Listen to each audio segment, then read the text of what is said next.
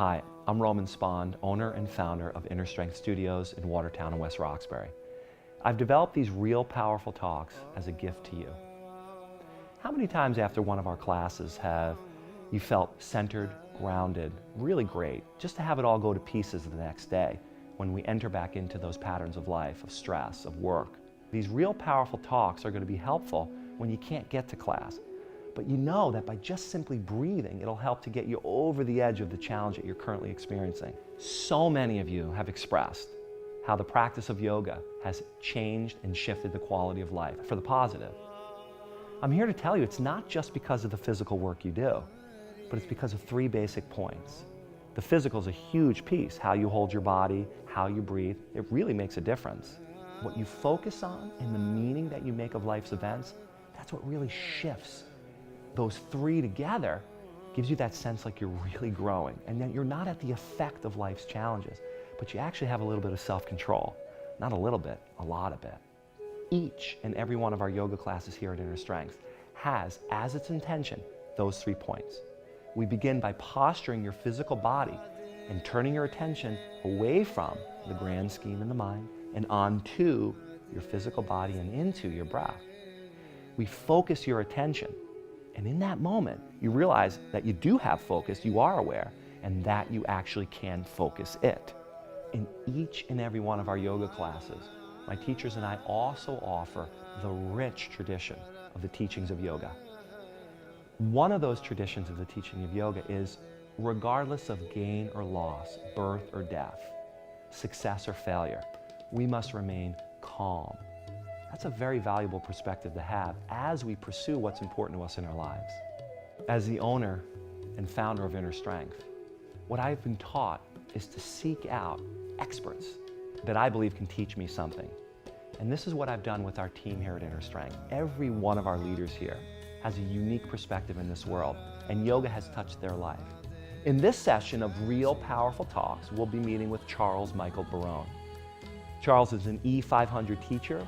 He's a leader here at Inner Strength and leads multiple classes at both of our studio locations. You know, so many times, Charles, students come up and say, "You've changed my life." And I feel that it's important to push it right back onto the student, because I didn't really change your life. Your life was changed, or their life was changed, the moment they made a decision to show up on the yoga mat. But their life is really changing when they take what they've learned on the yoga mat out into the world around them. How can a student take what they've learned on the yoga mat to some of their intense situations in life? Because after all, a warrior two, or a downward dog, or a plank, or a yoga posture, it's just a metaphor for a challenging life situation. Well, I think the first mistake people make is learning to enter into their practice. Just like through a doorway, we have to enter into the physical, as you say. It's everything similar between us. We all have a physical body, and it needs work, and everyone knows that. You can't deny it. And then entering into that physical, well, that's a big step, because it takes a little bit of motivation. It takes a little bit of know-how, alignment, as we say in this teaching, in this institute. The nuts and bolts are something that once you learn them, you kind of pick up a little momentum. You start on your path. The problem is we help them into their physical, and we give them that motivation, and it's what they need. But the mistake is made when they now consider us directing them on their path. When in reality, they are their leader once they leave that room. And what we just do is facilitate the angst, the excess energy that they wake up with, that they're not ready to direct fully. We help them to find a way to direct it so that it influences that second part that you're describing. So I think the challenge for us as teachers is to help people understand that their choice was to come into class. They're in their body, using their will to activate and accentuate and express. And in the end, they can do that very same thing right outside of the room. Yeah. When you leave the studio, you still have your physical. Yeah. Your body is still being put into various postures. Some of them are more pressured, building intensity, building stress and strain. Some of them are more releasing, letting go, time to relax. And in that whole process, the breath is still present, and that mindfulness is still present. Another question I have is how is changing one's worldview beneficial to them when they step outside into the world? In other words, one person might see something as, wow, woe is me. You know, why does this happen to me? And they're really viewing what's going on in their life as in one particular way. How is changing their worldview from a place of, I guess, selfishness, like I am the only one going through this, to more of a place of compassion, where they realize that woe is not me, my burden isn't the heaviest, but rather we're all suffering and we're all going through this life together? I think the greatest way is to take all of our seeming differences and to understand that there's an underlying similarity between them, and that's the breath. Just like in your class, we all have our own separate physicality, and we're doing our pose in our own unique way. We're providing for space and freedom in order to basically make that happen. And in the end, we're reaching our own state of perception, heightened awareness, whatever the case. But the similarity is the physical. We all have one, even though it's different. And our breath is very similar in that we have to intentionally breathe, intentionally focus on the breath. Now, here would be my technique, and it's what we all try to teach here at this institute. When you're in your practice and you're in a tough pose, it must be likened to every tough position you've been in your life, because this one moment is constantly shifting. So technically, this is the one pose. Wherever you are right now, that's the yoga posture that life has found you in. Now, how are you living that posture? Are you in it with your teeth grinding and waiting for yourself to move to the next posture? Because you'll be doing that the rest of your life. Just like in this practice here at the studio, we take you to a posture, we bring you to the edge of that posture, so you're forced to make that choice. Do I breathe here and now? Do I come out of the dialogue of my own thoughts, the habits in my mind, and do I come to this breath right here and now and participate in it? And if the answer is yes, then that attitude is going to start to seep into your life. When you leave the studio and the kids are at your coattails, or you're at work and the boss is giving you issues, you're going to make a choice to either be a victim, to be influenced by the world around you, or to realize not only do we have our own physical circumstance, not only do we have our own breath, but if you widen the scope of things, we're all in this yoga practice together, and all of us will inevitably reach the same heightened state of awareness, following those steps. That's very interesting that you say that, Charles. Realizing that we're all in this together. That's a perspective. Right. And not everyone takes that perspective. People think, you know, the old saying, woe is me. Sure. That every man thinks that his burden is the heaviest. Yep. How would it benefit a student to adopt that basic worldview, that shift, that it's not just me, but yet we're all in this together? Right. Would be my first question. And my second question is that the seed of compassion? Right. Well, I'd say the first change or clarification to make is, yes, of course, that would benefit everyone to make that choice, but it's usually not a choice. It's usually forced upon us because our ignorance and the stress we create through us ignoring our internal conflicts, we know they're there.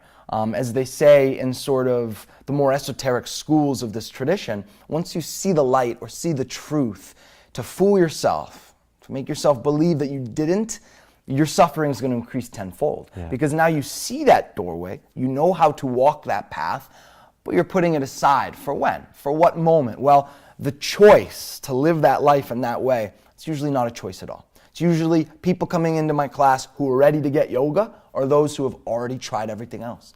They've tried being unwhole and fragmenting their whole design and picking one little part of reality, trying to push all their effort into it and escape. When in reality, real escaping of your circumstance is to really confront the entirety of your circumstance. That's the paradox, because then it's going to leave you alone. As Alan Watts said, when you chase heightened consciousness, it's going to be one step ahead of you running off, right in your eyes, back to you, gone. If you turn around and you have that calm to just sit and relax, it's going to hit you like a ton of bricks because it needs to be basically nurtured. Now, as a guiding principle for any type of physical posture, we always want to begin at the foundation. You talk a lot about structure, structural integrity. You know, you begin with the cornerstones and then you build out from there. Now, once they build the pose, a lot of times students are just waiting for the light to change or looking around. What happens next inside of them? a lot of times your narrative and what you're talking to describes precisely what's happening inside of me, and I want to stop and write it down.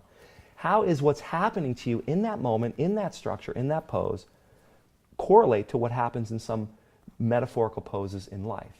Yeah, and in the sense of metaphor, every posture is like a great temple, and it starts with a cornerstone. You build that first stone, and then you have a plan, and that stone grows into a giant temple. Now the plan, the architecture, is what we call the nuts and bolts. You align the body, or you align this piece of masonry or architecture to build this beautiful temple. And once you do, then what? It's empty. It needs to be filled with culture, filled with faith. So the posture physically is the ground level, and it's absolutely necessary. We all have it. It's where we find in that sharing.